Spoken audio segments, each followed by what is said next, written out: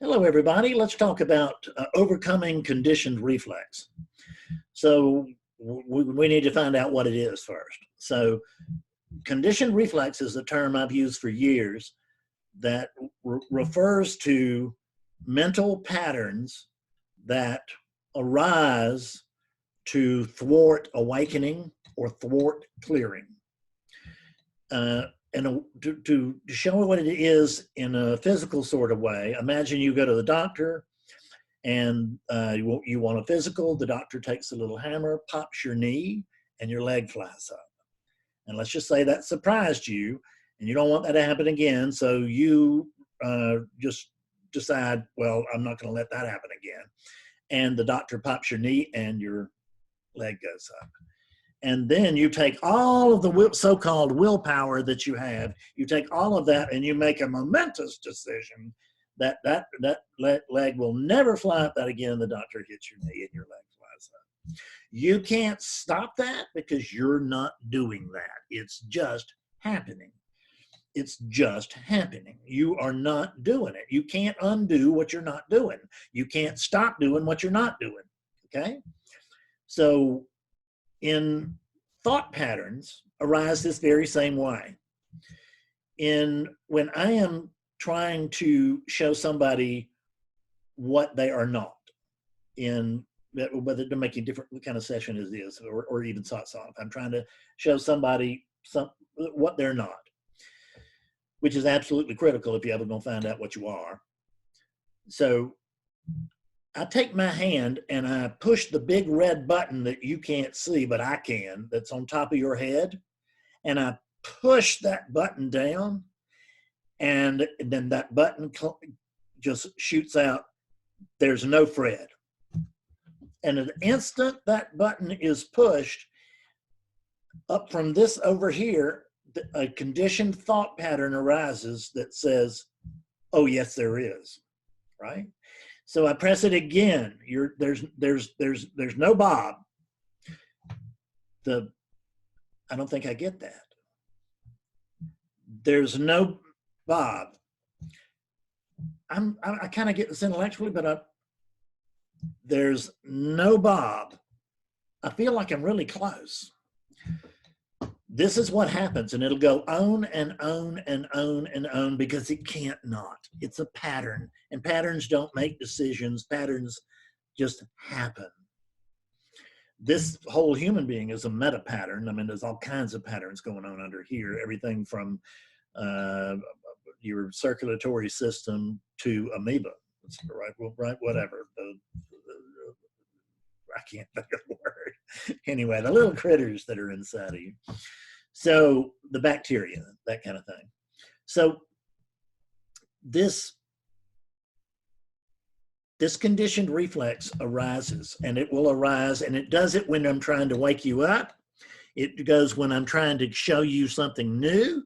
And this is not just me. I mean, it arises. It's what's happening in every teaching, everybody's teaching.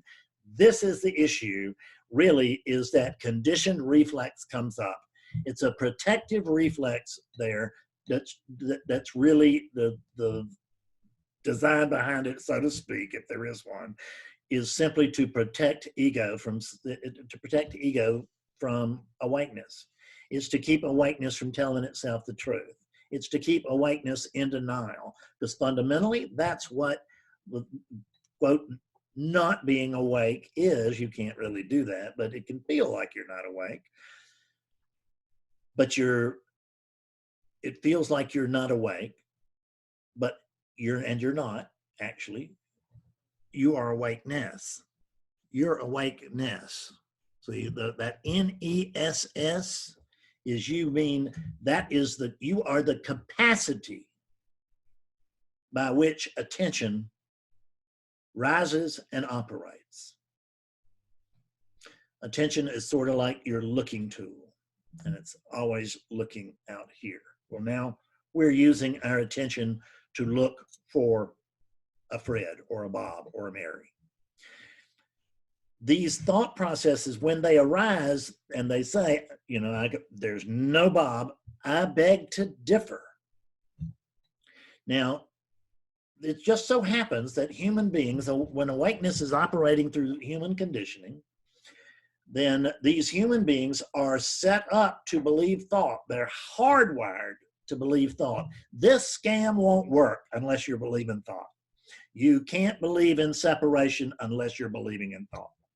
The first believed thought is what? Every single time for everybody across the world, the first believed thought is, I'm a Fred or a Bob or a Mary. And as soon as that belief has been taken home, then you are down the rabbit hole. And you are down the rabbit hole, and the second one arises, which is there's something wrong here, and then on and on and on. This whole thing is automated, and so are the mental reflexes. Think about these thoughts. I'm trying to show somebody what they're not, because they will have, by this point, and you can just imagine it if you can't see it, just imagine that you have come to see that there's no personal you, that there's no personal entity, but there is still going to be an experience of a personal entity. In other words, meaning that there's no Fred, there's no Fred, there's no Fred. Trust me, there's just no Fred anywhere, any kind, anyhow. But I noticed that there is still a story of Fredness appearing, right? It's continued. The story of Fredness has continued. The difference is that story of Fredness is no longer believed. It's no longer paid attention to very much. And as a result of that, there's not a lot of suffering. There's also not the really high peak, right? Although this unit's very enthusiastic and gets what, I mean, God Almighty, if I'm not having high peaks, and I know I'm not, but I don't need to have those high peaks, because that would have to be just mania, right? And like hypomania or manic depression mania, but like just way off the charts. So it's a good thing that I don't have those kind of highs, and I don't have those kind of lows. When I say I of course am speaking as awakeness to awakeness, but I'm speaking through this conditioning, and the next thing that hits is I hit that conditioning, and I'm also speaking through that conditioning. This is why the words cannot tell us the truth, because everything that comes out of this mouth is going to be the truth plus the Fred spin. And the next thing it hits is you. So now it's going to be the truth plus the Fred spin hits the Bob conditioning, and now it's the truth plus the Bob and Fred spins, and I'm getting maybe 60% of the truth. You cannot tell the truth. We want to, and we try to, and we get very truthy and very truth-like, but we never get truthful. So that's why we point. That's really all we can do, is point. But the problem is that most pointers are pointing in the wrong direction. That's the truth, I swear to God. Almost every non-dual pointer that you're hearing, it's actually it's not pointing in the wrong direction, but it will be interpreted in a way that it is pointing in the wrong direction. And instead of clearing you, it is confusing you until it doesn't. It's just that simple. And you can't stop that because you're not doing it. So human beings are hooked up to believe thought, and that is your fate. That is the fate of the unconscious world. That is the fate of the automated world. There's one thing happening, just one thing happening, and it's all automated. This is not action. This body, it feels like my action, but there's no one here to make the decision to wave its arms. It's just happening. It's part of this happening. And there's not room in this perfectly turning happening for free will. So any idea that I don't have free will until I wake up, that ain't right either. There's no free will. There's nobody driving this bus in the dream or outside of the dream. There's no one driving the bus. There's no one there. Okay? We are on our own, which is just fine, because we are the only thing that there is, so we don't need any outside help, because there can't be any outside help, because that's the nature of oneness. That's the math of 1. So what do? We're like this. You're either going to believe thought or you can challenge it. That's it. You can believe thought or you can question it. If you question thought, it will fall apart. You will not have to believe it. That's the truth. And I like to say that, you know, UPS brings something to my door very regularly. Sometimes I have to sign for something. But if I don't want to take delivery of what I have to sign for, I just say, hell no, I don't want that package. I'm not signing for it. UPS doesn't grab that package and muscle their way past me and the dogs and put it on my coffee table and then drive away. No, what do? They pick that package back up if they put it down on the porch, and they haul it right back to their truck. They put it back in the truck and they drive off with that. I can't control what arrives on my porch. UPS can bring me somebody else's stuff. I have no control whatsoever on what arrives on my porch. What I have, quote, control over, and this, we're just languaging here, please don't try to dissect this. You're not going to understand it. That's your problem right now, is that the attempt to understand this, that's primary reflexive conditioning, is that I'm going to understand what he's talking about. No, you're not. You're going to get it or you're not going to get it. You're going to grok it or you're not going to grok it. But the one who's going to grok it or not grok it is not a Bob or a Fred or a Mary. It's awakeness itself. This is awakeness speaking to awakeness very clearly, very plainly, and it happens to be very effective for you in many, many times, and I hope it is effective for you here today. So there is this, I want to understand it, drop it. Just drop it. Quit. I don't understand it. You can't understand it. Nobody understands it. It's not understandable by a 3-pound finite brain that's trying to encompass infinity. It can't happen. The part can't contain the whole. But you can question these thoughts, which is, I just can't take any more of this. Is that true? Can you be alert enough? Hush.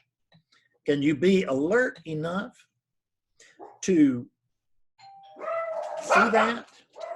Can you be alert enough to I did this myself when we moved into this house, and it was just a mess. And one time during the day, a thought just arose, and I bought it. I took delivery of that thought for momentarily, and that thought was, I can't take any more of this. And then the very next thing that I noticed I did was I took more of it. Because I can't not. Boys, sorry about that. That's actually not the part of this session that's not supposed to be happening. That's part of the video. That's exactly what's supposed to be happening. My dogs are supposed to be barking. It does not meet the unit's preferences, but I actually don't care. So it won't meet your preferences either. I'm pretty confident, but don't need to be married to your preferences. If you do, you're going to be disappointed throughout your life.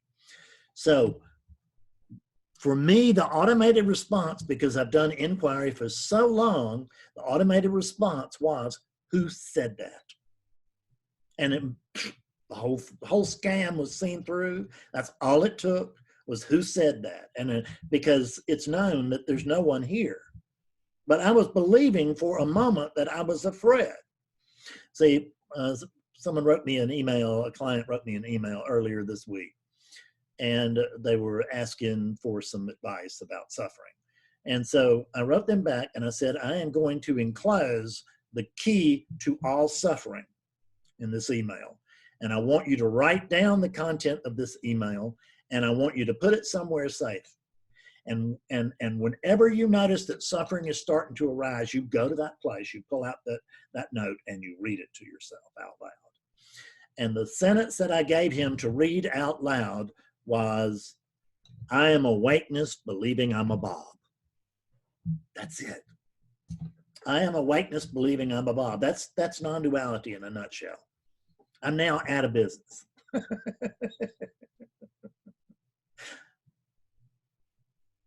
Your awakeness. But these thoughts that keep popping up keep you from seeing it. But let's notice something. There's no Fred, there's no Bob. We've had videos that have gone into all that. There's no Fred, there's no Bob. So let's just notice that these arising thoughts are not yours. You don't own them. They're just arising. Thoughts arise. That's what happens. Thoughts arise. There's no why, there's no how, there's none of that. Thoughts arise. That's what is. And there's no how and why and all that to what is. What is, and that's it. It just is. Thoughts arise.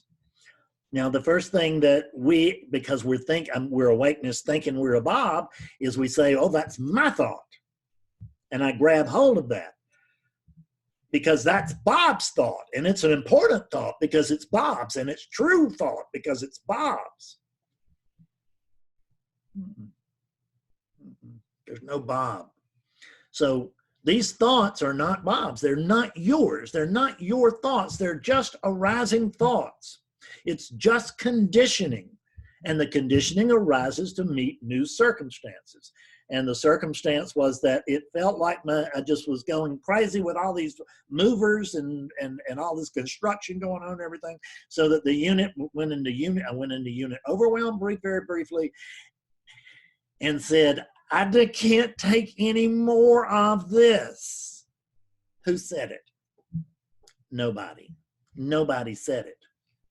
It's just conditioning arising to meet circumstance, which creates the new conditioning. And the response of that new conditioning is that it was seen through. And I couldn't believe I'd even believed that thought. I was, you know, I'm not any better than you are. I think I should be clearer than I am too. I don't really, but I sort of do. The only thing is I can't imagine being clearer than this. If I could, I would be. So, questioning your thoughts. Who said that? When the questioner statement comes, who said it? Can you find an owner to it? Take your attention and turn it backwards. Go into the darkness of that where you think your head is. Just go in there and see, can you find an owner to that thought? I know you can find that thought. Can you find an owner to that thought? And the answer is, find out for yourself. But for me, the answer is no. I can't find an owner to it. It's just an arising thought. If I believe it, I suffer. If I don't, I won't. How about that for simplicity? The difference between when there is suffering and when you feel like you're suffering, and the difference when you feel like you're clear and everything is good, is that in one instance you're believing thought, that's when you're suffering. One instance you're not. It's just that simple. There's non-duality in a nutshell. This video is running me out of business because it's telling you the simple truth in a simple way. And I know that you brainiacs would rather have it in a very complicated way, in a very lengthy way, and I should have on either robes or, you know, like a graduation hat, whatever the hell they call them. But but you just get this. You get what you see is what you get. And the truth that I tell you is as close to the truth as this unit can get. And I want to tell you that what I've shared with you in this video is about as close as any unit can get. The truth is here. Listen to the video. Listen to the video. Repetition's the mother of clarity. Let it work itself down. Let it work itself down. Good luck. See you later.